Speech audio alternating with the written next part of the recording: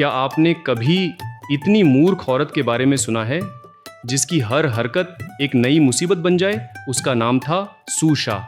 एक दिन सूशा ने अपनी पड़ोसन को देखा, वो कपड़े धोने के लिए लाल पानी इस्तेमाल कर रही थी। सूशा को ये तरीका बड़ा शानदार लगा। वो भागी भागी घर आई और एक बड़ा बर्तन में पानी डाला और उसमें लाल रंग मिला दिया और उसने अपने पति की कीमती सफ़ेद जैकेट और कॉटन शर्ट उसमें डाल दी। जैसे ही धुलाई पूरी हुई, जैकेट पूरी लाल हो गई और शर्ट भी बर्बाद हो गई।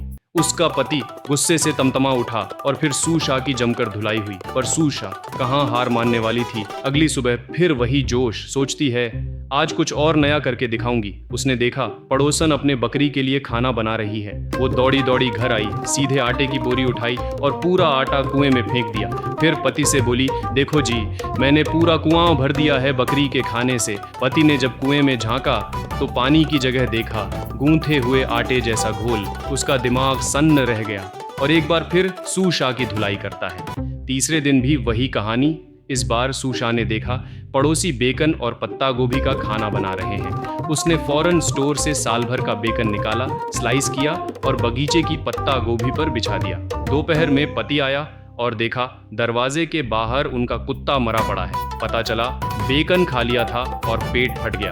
पति ने स्टोर चेक किया, सारा बेकन गायब। अब उसका गुस्सा 7वें आसमान पर था। अब उसे पूरा यकीन हो गया, इस औरत के हाथ में कुछ भी नहीं दिया जा सकता। उसने एक चमड़े की थैली में सारे पैसे भर दिए और सूशा से कहा, इस थैली में भूत है, अगली बार बेवकूफ़ी की तो भूत निकलकर तुझे खा जाएगा। पर मूर्ख सूशा क्या समझेगी, उसे तो भूत से छुटकारा पाना था। उसी दिन एक कुम्हार आया जो मिट्टी के बर्तन बेच रहा था। सूशा ने उसे बुलाया, भैया इस थैली के बदले कितने बर्तन दोगे? कुम्हार ने झांका और देखा अंदर तो पैसा भरा है। बिना कुछ कहे सारे बर्तन दे गया और भाग गया।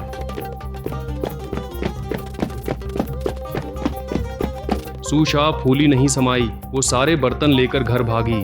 बर्तन बाड़े की खिड़कियों पर टांग दिए, लेकिन जब आखिरी गमला टांगने लगी तो जगह नहीं मिली। गुस्से में सारे बर्तन तोड़ डाले। पति लौटा, देखा थैली गायब और जमीन पर टूटे हुए बर्तन बिखरे पड़े हैं। उसका खून खौल उठा। अब उसने आखिरी फैसला कर लिया, इसे खेत भेज देना चाहिए, कम से कम घर की तबाही तो रुके। सूशा खेत पहुंची, घंटों तक गेहूं काटती रही। फिर उन सूखी घासों से एक झोपड़ी बना ली और उसी में घुसकर सो गई। पति जब थककर इंतजार करते करते परेशान हुआ तो खेत पहुंचा। इधर उधर देखा, फिर देखा भूसे के ढेर के पास कुछ हिल रहा है। पास जाकर देखा सूशा खर्राटे मार रही है। अब पति को यकीन हो गया, ये औरत बिल्कुल काम की नहीं। उसने आखिरी चाल चली।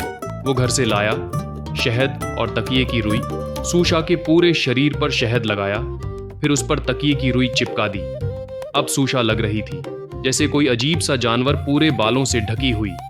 जब उसकी नींद खुली, उसने अपने शरीर को देखा, बाल ही बाल। घबरा गई, क्या मैं ही सूशा हूँ? मुझे तो याद नहीं आता मैं ऐसी दिखती थी। वो सोच में पड़ गई। फिर सोचा, चलो अपने पति से पूछती हूँ। घर पहुंची, पति आंगन में बैठा था, पैर धो रहा था। सूशा ने ऊंची आवाज में पूछा, क्या आपकी पत्नी घर पर है? पति ने बिना देखे जवाब दिया, हाँ घर पर है। बस सूशा को यकीन हो गया, अगर पत्नी घर में है तो मैं कौन हूँ? वो सब कुछ भूल गई, अपना नाम, पहचान, अतीत, और फिर चली गई कहीं दूर और फिर कभी वापस नहीं लौटी।